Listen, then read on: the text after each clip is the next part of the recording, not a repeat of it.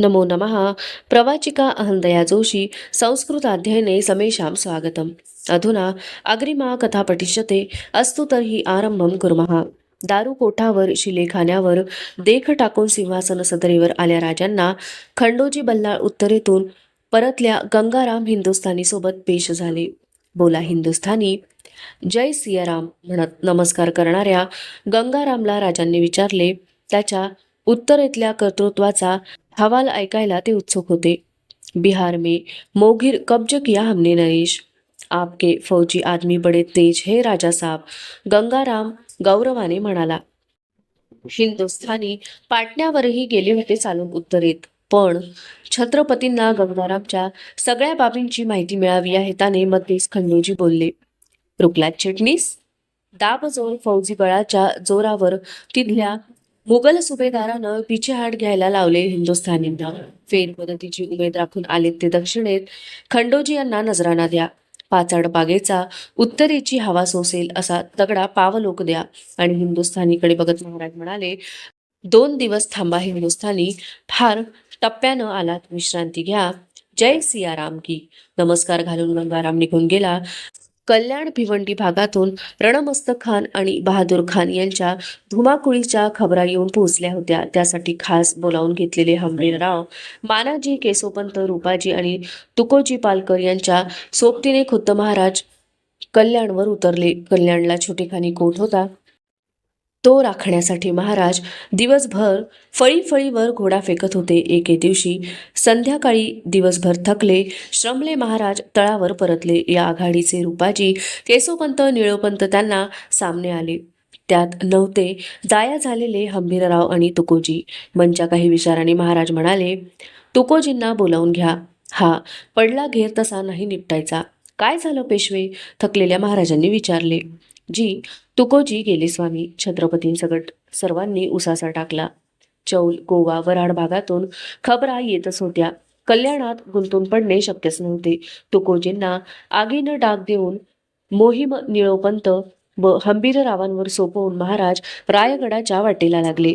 गडावर आल्या छत्रपतींना खानदेश भागात बेरूरला मावळ्यांनी केल्या यशस्वी हमल्याची आणि खजिना भरणाऱ्या भरपेट लुटीची, बिदरला केल्या चौथ वसुलीची, दिलाशाची खबर मिळाली. नळदुर्ग तर्फेला राजांचा सरदार भिकुलाल याची कासिम खानाबरोबर गाठ पडली होती. खानाचा मीर अबिद दिवाण मारला गेला होता. गोव्याहून आलेले येसाजी गंभीर महाराजांना खास गीत पेश झाले. फिरंग्यांनी गोव्यात घातला धुमाकूळ खाशांसमोर ठेवताना म्हणाले, काही रया राहिली नाही फिरंगाणाची धनी. पणजी सोडून फिरंगी लगतच्या अंत्रुज, सालसेत, बारदेश भागात चालून येत्यात भल्या पहाटेचं. कानडी माणूस मेळ आणि नव्या माटाच्या बंदुका आहेत त्याच्याकडं. अशीच गत राहिली तर कसे सांगावे म्हणून येसाजी रुकले. छातीवरून उतरलेले उपरणे मनच्या पिळाने मुठीत चुरगाळले गेले त्यांच्या. तर काय होईल बोला येसाजी. महाराजांची गर्दन झटकन वर झाली. फिरंगी गावं लुटत नाहीत नुसती स्वामी. किरीस्ताव व्हायला राजी नसलेल्या उभ्या गावची माणसं चूड पेटवून जाळतात भर चौकात. घरचा करता माणूस मेला तर डोंबाच्या वृत्तीनं सरकार जमा करतात त्याची सारी मालमत्ता. आडा विहिरीत पावाचे उष्टे तुकडे टाकून ते पाणी पिताच धर्म बुडला अशी भूमिका उठवतात. तरण्या ताठ्या पोरी पाठवून भिक्षुणी म्हणून नेतात आपल्या देवळात. पांढरे जगी चढवून धर्माच्या प्रसारासाठी भरीस घालतात त्यांना दिवसभर आणि रात्री. येसाजींनी मानस खाली टाकली. त्यांच्या पापण्या दहीवरल्या. उपरण्याची मूठ चाळवता चाळवता गपकन थांबली. कानी पडणारे ते शब्द ऐकून छत्रपती सैरभैर झाले.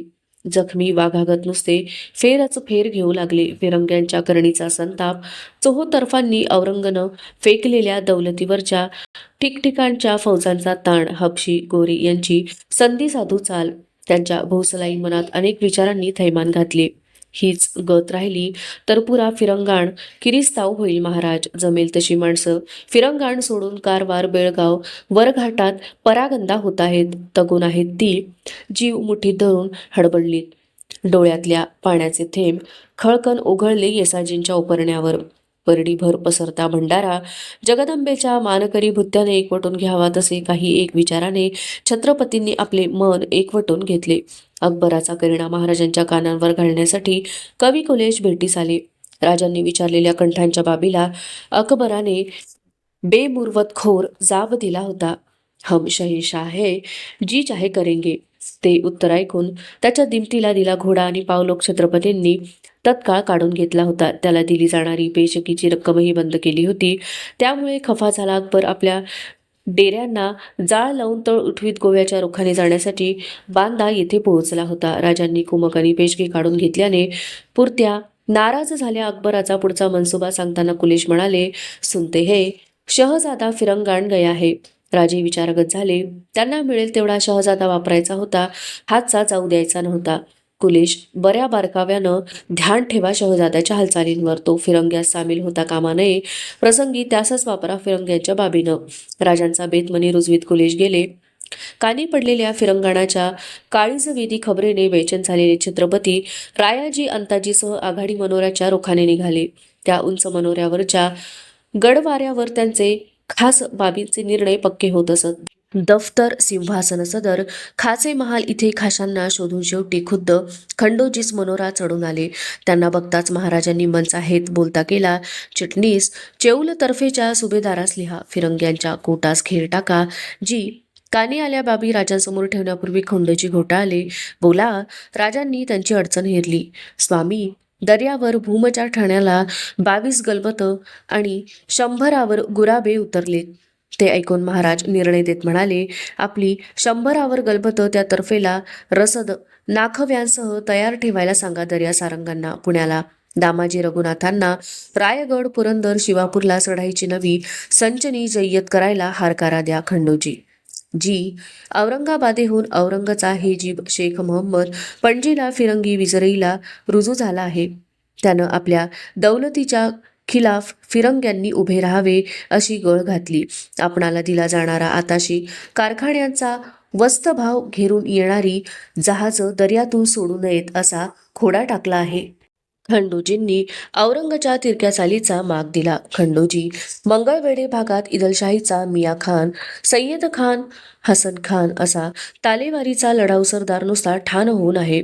त्यांना या वक्ताला जोड देण्यास लिहा. केवळ मराठीच नाही, दख्खनेतल्या अवघ्या शाया आज न उद्या औरंगपटात धरणार हे जाणून असावे असे साफ कळवा त्यांना. आणि खंडोजींना कुडीभर निरखस क्षणैक थांबून राजे म्हणाले, मोठ्या मोहिमेचा बेत आमच्या मनी आहे. तुम्हाच घ्यावे म्हणतो संगती आम्ही तयारीनं असा. खंडोजी आणि महाराज मनोरा उतरू लागले.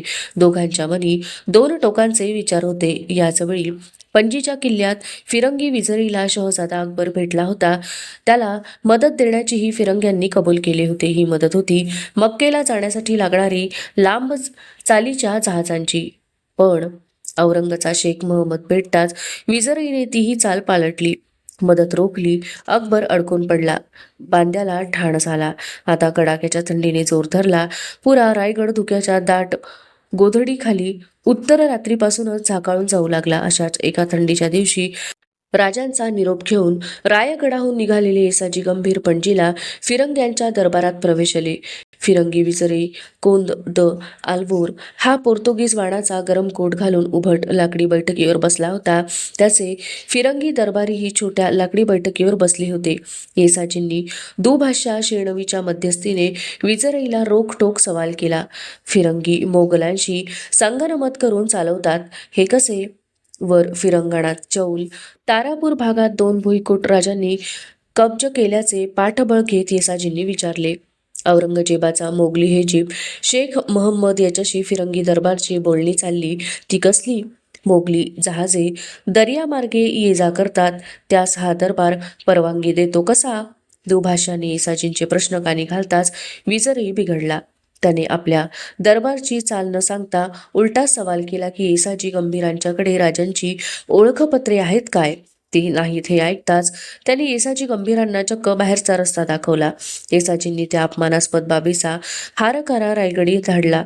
येसाजी गंभीरांची झाली मानहानी ऐकून फिरंग्यांची जहाजे दिसतील तेथे घेर टाकून कब्ज करा असा हुकूम आपल्या व अरबांच्या जोड आरमाराला राजांनी दिला. कवी कुलिशही आता टिटवाळ्याच्या कुमकीला 4000 धारकऱ्यांच्या पाठबळाने उतरले होते.